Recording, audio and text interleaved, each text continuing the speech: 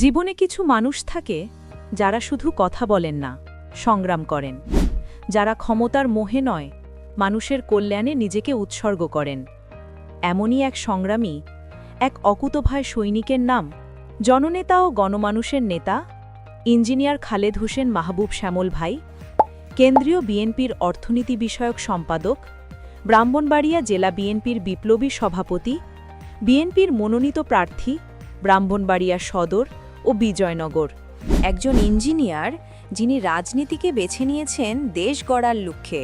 দলের কেন্দ্রীয় কমিটিতে অর্থনীতি বিষয়ক সম্পাদকের দায়িত্বে তিনি যেমন সুনামের সাথে কাজ করছেন, তেমনি ব্রাহ্মণবাড়িয়ার মাটি ও মানুষের সাথে তার আত্মার সম্পর্ক।